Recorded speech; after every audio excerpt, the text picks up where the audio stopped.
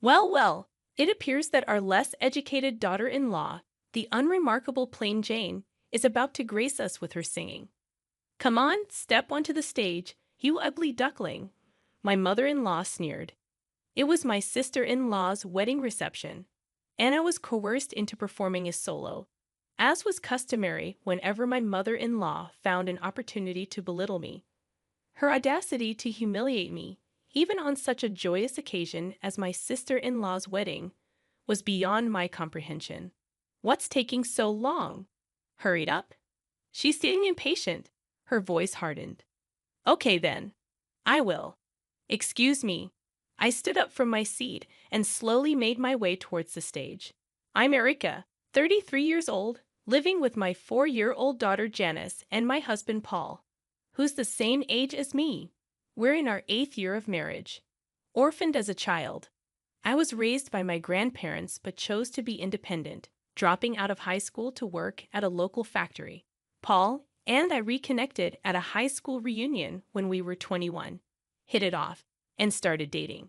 3 years after Paul graduated from university, we got married. Since then, I've been supporting him, managing our household chores, and raising our daughter while working part-time. Mom, teach me how to sing. Janice has been asking me recently. Neither Paul nor I had any intention of forcing music onto her, but I have a background in music, having been the president of the choir club in high school. I still love singing and even take voice training lessons as a hobby. Janice developed an interest in music naturally, and I hope that one day we can perform together with Paul's music. Returning home 3 days later, my mother-in-law called, resuming her habit of belittling me since she discovered I dropped out of high school. She often showered me with insults, criticizing my abilities and family background. She wasn't my favorite person. Hello, is Janice there right now? My mother-in-law asked. I'm sorry, she's at voice training right now. She's not home, I replied, realizing I had let something slip, but it was too late. Why didn't you tell me before letting her attend such things? You really don't think things through. I'll teach her, my mother-in-law insisted. Despite her accomplished musical background, she tended to take a condescending tone when it came to music and education. She doted on our daughter but might inadvertently push her away if she followed the same strict teaching approach she used on Paul and his sister in the past. Mother-in-law, I appreciate your offer, but I want Janice to have her freedom in this. Even if you say that, it's really up to Janice whether she wants to continue or not. I can't force her to quit. I'm sure it would be much better if I taught her. My mother-in-law abruptly ended the call. 3 months passed, and I'd almost forgotten about the incident when my mother-in-law decided to visit our home. It's been a while, hasn't it? Oh, how's Janice been doing? She inquired, likely happy to see her granddaughter after such a long time. As soon as she stepped into our home, she immediately scooped Janice into her arms, barely greeting us. It just so happened that Janice had the day off from her voice training class, and the whole family was at home. Granny, I've become good at singing, Janice exclaimed, boasting to her grandmother. Really? Could you sing something for me then? My mother-in-law asked. I intervened, worried about what my mother-in-law might say to Janice. How about we eat first before we hear her sing? It's lunchtime after all, I suggested. Don't interrupt when she's about to sing for me. My mother-in-law dismissed my suggestion. I'm sorry, Janice dear. Can you sing for me? My mother-in-law asked. Hearing her request, Janice began to sing. From the perspective of a mother-in-law who graduated as the valedictorian of a music conservatory, my daughter's singing must have sounded rather clumsy. I had a sinking feeling inside me, worried that my daughter might receive some snide remarks from her. However, my mother-in-law applauded and praised my daughter, saying, You did well. You've practiced a lot. Far from making any sarcastic comments, she thanked her grandmother, seeming happy to be praised. I sighed in relief, thinking that even my strict mother-in-law wouldn't make snide remarks to her granddaughter. I thought Mom might say something. I was a little worried. Paul whispered to me with a look of relief on his face. Nothing particular happened after that. But as the evening came, I realized that Janice had fallen asleep. "Excuse me, mother-in-law. Since Janice fell asleep, I'm going to take her to her room," I announced, picking up Janice and carrying her to her bedroom. After putting my daughter to bed, I returned to the living room. As soon as I re-entered, my mother-in-law said to me, "Didn't you think that Janice's singing today was terrible, Erica? It's a waste of money to let her go to a class that can only teach her to that level. I'll teach her myself." I confronted Paul as anger welled up within me. Wait a minute, isn't that a bit too selfish? What can we do when it comes to music? She's much better than me, and it's a fact that I got better by being taught by her, Paul reasoned. About 5 minutes of silence followed, and it was Paul who gave in and said, "All right, Mom, go ahead and teach Janice to sing for a while." Hearing those unbelievable words from Paul's mouth, my mind went blank. Is this some kind of joke? Won't they care how Janice feels? After all, she has been so happy to be interested in music. What if Janice hates music because she's taught so strictly by her grandmother? I was so angry that I felt like waking up Janice right at that moment and leaving the house with her. So I guess it means Janice is quitting the voice training class, as I said, right? My mother-in-law, with a triumphant look on her face, asked Paul and me. "All right, but remember, this is not a music conservatory, so please absolutely do not do anything that Janice would dislike." "I know that you know I'm not uneducated like you," I retorted, stating what I had to say, knowing she'd never back off, and I let her go home for the day. That night, my husband apologized for his mother's behavior, but I did not even want to see his face. I ignored him and went to bed. The next morning, I told my daughter Janice, "From today, instead of going to the voice training class, let's have Grandma teach you to sing here at home, all right?" When she heard it, she looked very sad but said nothing and just nodded. I apologized, seeing her like that. Then, come noon, my mother-in-law arrived at our home.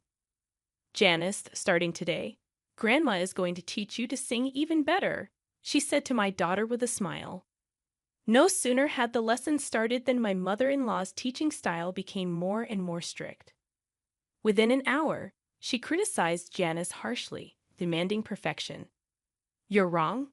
You're making the same mistake in the same place. Do it again." I knew it would turn out like this. "Mother-in-law, this isn't what we agreed to, is it? Could you be a bit gentler?" "What are you talking about? I'm being gentle. Don't interfere. Why don't you quietly do some housework that you can hardly handle?" 4 hours passed, and at last, my mother-in-law's lesson ended. "Well, see you tomorrow. Remember to practice what we did today," she left, seemingly pleased with herself. If I'm going to get yelled at this much, I don't want to sing anymore, seated in her chair, Janice said to me. I harbored an intense hatred for my mother-in-law, taking away what my daughter enjoyed and only caring about her own satisfaction. This cannot go on. I won't let my mother-in-law have her way. Her singing lessons continued in the days that followed. However, after about a week, Janice told me, "I don't want Grandma to teach me anymore. I don't want to sing." Given my mother-in-law's way of teaching, I thought it couldn't be helped. You don't have to force yourself. If you want to quit, that's okay too. So you don't want to go back to the voice training class. It was something she had started because she wanted to, and I, for my part, wanted her to continue. So I asked her that. If it's that class, it seemed that Janice hadn't come to hate singing itself. It appeared that the harsh words from her grandmother and the lack of praise, even when she felt she did well, were making it unenjoyable for her. Why don't you go back to your voice training lessons and give it another shot? I asked Janice, and as if she hadn't been upset moments before, she perked up and nodded enthusiastically. So I'm sorry to say this to you, grandmother, but from tomorrow, Janice will be returning to her original voice training classes. The next day arrived. I relayed Janice's feelings to her grandmother over the phone. How can she whine about giving up after just a week? Isn't it your fault for raising such a weak-minded child? My mother-in-law exclaimed. I retorted, well, it might be, but even though you graduated top of your class from a prestigious music college, It seems that's the only way you know how to teach. Janice told me that she preferred her voice training teacher. Fussing and fuming, my mother-in-law continued, but I ignored her and hung up. Whether she was top of her class or not, it was quite satisfying that her own teaching method had led to her being disliked by her granddaughter, who preferred her voice training teacher. After that, the visits from the grandmother ceased. I've spoken to your mother and told her it was okay if she didn't come to teach anymore. Janice said she didn't want it anymore either. I also feel like I've done something unforgivable to Janice. Back in the day, my mother was very strict with me about music, so I couldn't say anything. But I thought she wouldn't be so harsh on her granddaughter. I'm really sorry. I confessed to my husband Paul that night. When I relayed this to him, he seemed deeply regretful and apologized. I was so angry when Paul suggested quitting Janice's voice training class and having the grandmother teach her. I almost felt like punching him, but fortunately, Janice didn't come to hate music, so I decided to forgive him. 2 weeks later, Paul said, "My sister is getting married in a month, and she asks us to perform. I had never performed at someone else's wedding before. What kind of performance is she expecting?" I was planning to bring a few people from my band and do a small concert, but my sister really wants you and my mother to sing as well. Hearing that the grandmother would also be performing, I reluctantly accepted Paul's suggestion. "So, does that mean I'll be singing with your mother?" "Well, yeah, that's how it seems." Singing with my mother-in-law of all people, I wondered if it would be all right. But if I happened to sing better than her at this performance, I wondered what she'll say. I started practicing the very next day, but there was no sign of my mother-in-law practicing at all. "Mother, aren't you going to practice?" "I'm fine. I'm much better than you, even without practicing. After all, practice is something that people like you, who are not very good, need to do." I tried asking because I was curious, but the only response from my mother-in-law was sarcasm. I decided it was a waste of time to engage with her and focused on my own preparations. After we decided what song to perform, I also increased the frequency of my voice training lessons. I was sick of being ridiculed by my mother-in-law, and above all, I was anxious about performing in public after such a long time without proper training. On the day of my sister-in-law's wedding, the ceremony went smoothly, and the time for the entertainment had finally come. First, my husband Paul took the stage and began to play his music. As expected, given he plays regularly, he was confident and exuded an elegant aura. I was utterly mesmerized by Paul's performance. "I'm not feeling well today. Could you sing on your own?" Then, out of the blue, my mother-in-law told me to sing solo. "What? That's so sudden. It's not fair." "Well, there's nothing we can do about it." "Or what? Are you too embarrassed to sing in front of others because you're uneducated and ugly?" She said this without a hint of remorse. Okay, I know it. She's doing this on purpose, I thought, and decided to retort. "Being uneducated and ugly. I've practiced hard, so I won't be embarrassed singing in front of others. I asked you several times if you needed to practice, but you showed no signs of doing so." Could it be that you're actually a terrible singer?" "That's not true." My mother-in-law raised her voice in response to my question. The people around us began to stir, wondering what was going on. "Ah, sorry. It's nothing." I got up from my seat, apologized to those around me, and then pressed my mother-in-law further.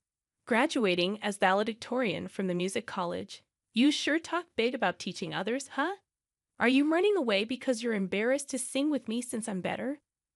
I whispered this in her ear. "What did you say? There's no way that's true. If I sing with a low-educated, ugly person like you, it would only throw me off. Didn't your parents teach you that you and your parents are truly incompetent?" She disparaged me as being uneducated and ugly and even insulted my parents in front of everyone. Embarrassed and angry, I wanted to leave right at that moment, but if I ran away now, it would just make her happy. "What are you doing just sitting there? Hurry up and go." "Okay then, I will." "Excuse me." Just as Paul's performance ended, I took his place on stage. I was supposed to sing with my mother-in-law, but due to her not feeling well, I would be singing solo. Instead of the song I was supposed to sing with her, I chose an opera song I used to sing a lot when I was competitive, an aria from The Marriage of Figaro. And so I began to sing. At that moment, perhaps due to the vocal training I had done, my condition was excellent, and I was able to produce the most beautiful vibrato I'd ever achieved. It was amazing. The audience was mesmerized by my singing, saying things like, "Wow, her voice is incredible," and "Is she a professional?" When I finished singing my song without any hitches, the audience gave me a standing ovation, showering me with thunderous applause. Congrats on your wedding, sister-in-law. You know, I used to be the choir leader in high school. It's been a few years since I last sang in front of an audience, so I was a bit nervous. How did I do? Thanks so much for listening. After making this statement, I returned to my seat, and my daughter, all starry-eyed, pleaded, "Mom, your voice was so beautiful.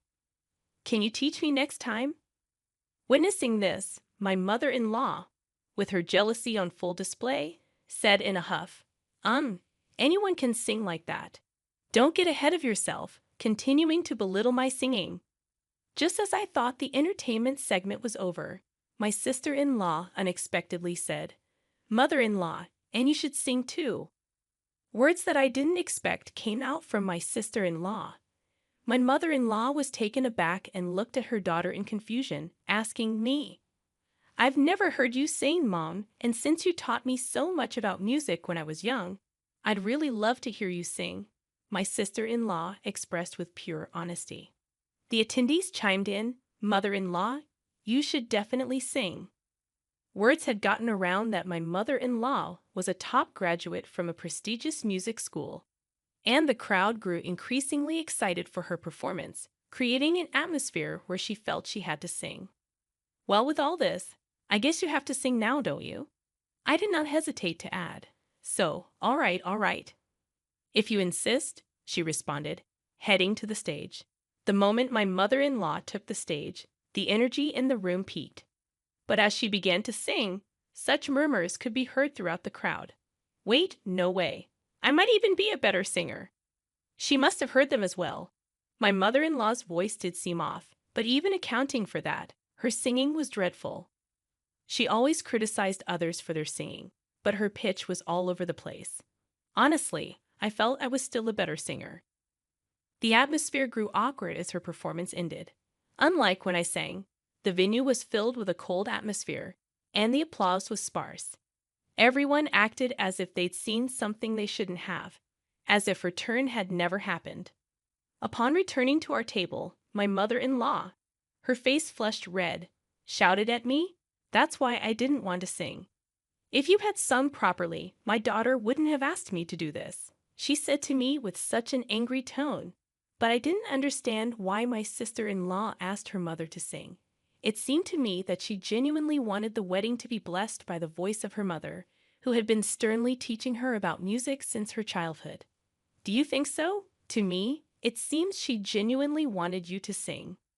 I shared my honest thoughts with my mother-in-law. No way. I'm sure she knew I'm bad at singing, and this is her way of embarrassing me. I was utterly astonished at her response. She had always criticized others' music and performances, yet she herself didn't want to sing in public because she's bad at it. She never hesitates to complain about others' music, but she is like, "I don't accept complaints, although I'm a bad singer myself." Such a self-centered attitude won't be accepted. My daughter Janice might have her newfound love for music crushed by her grandmother. I could no longer bear my mother-in-law's attitude. So, a person who studied at a prestigious music school and criticizes others' music is just doing so because she can only sing this badly. But mother-in-law, isn't it great? You are able to sing alone without having to sing with a terrible singer like me. I responded to my mother-in-law with a sarcastic tone. "How dare you say that? It's your fault that I had to embarrass myself. It's not nice to say that in front of your daughter. I'm sure she's satisfied hearing her mother singing." As I spoke these words, my mother-in-law fell silent. There was a stir amongst those who'd heard what I had said to my mother-in-law. But other than that, the ceremony went on smoothly and ended without any problems. 2 days after the ceremony, my mother-in-law stormed into our house. "I just can't let it go. I want you to apologize for what had happened." I was surprised by her sudden visit, but retorted, "What exactly am I supposed to apologize for? I wasn't aware that your singing was that bad. Instead, I think you owe us an apology." "What do you mean? I have absolutely nothing to apologize for. It's your fault I was forced to sing that song I hated and embarrass myself." "No, not to me, to Janice. Because of you. Janice almost came to hate the music that she had started to enjoy. Even though you graduated from a prestigious music school, why would you torment a child who has developed an interest in music just because things didn't go your way? Is that what you learned from your music school? I haven't received any musical training from you, yet I was able to sing at the reception and even received applause. How about you, mother-in-law? Shall I give you some singing lessons? I'll teach you thoroughly." My mother-in-law was speechless hearing what I said. "If you have nothing else to discuss, please leave. I won't tolerate you interfering with our daughter or my husband's music anymore." Upon hearing this, my mother-in-law left our home without another word. Her shoulders slumped into defeat. I felt a sense of satisfaction from being able to retaliate so fiercely in her area of expertise, music. It was indeed worth continuing my voice training since my youth. Without the voice training, I might not have been able to receive such applause at my sister-in-law's wedding reception. I wonder how my mother-in-law, who has always boasted about graduating top of her class from a prestigious music school, felt being scolded this way by someone like me who only has a high school diploma and was just a choir member. To be honest, I felt a sense of poetic justice towards my mother-in-law. I thought, serves her right. She shouldn't act so haughty anymore. It's been a month since the wedding ceremony of my sister-in-law, and now my mother-in-law occasionally visits our house, but she doesn't complain about my daughter's singing anymore. I actually didn't mind my mother-in-law visiting since she did not say anything about music anymore. My daughter Janice, who has improved a lot in her singing recently, is challenging a slightly difficult song given as an assignment in her class. "Mom, this song is hard, but I'll try to sing it beautifully," she declared, practicing enthusiastically. "That's great. You do your best. You'll definitely do well." Although I love singing, don't know much about the technical aspects, so I had no idea what was difficult about the song. But seeing my daughter working so hard, that's all I could say. On that day, my mother-in-law, who happened to be visiting our house, observed the interaction between me and Janice and said, "Erica, this song is not something you can handle by just doing your best. Janice, listen well. You should do it like this." It was incredibly kind and patient of her, which was unimaginable given how she used to be, to explain until Janice understood. "Oh, thank you, Grandma. It's easier to sing now," Janice said as she listened intently to her grandmother's advice, working hard to master her assignment. "Erica, I used to look down on everyone doing music without graduating from a music college. But after meeting someone like you who can sing so beautifully without a music degree, I changed my mind. After all, we should enjoy music. Could you teach me to sing next time?" My mother-in-law said that looking at Janice singing. I was surprised to hear such a thing all of a sudden, but I'm sure the sarcastic comment I made after my sister-in-law's wedding had its effect. "My lessons are tough, you know. I grant this," I replied to my mother-in-law. "Oh, I won't do anything horrible anymore.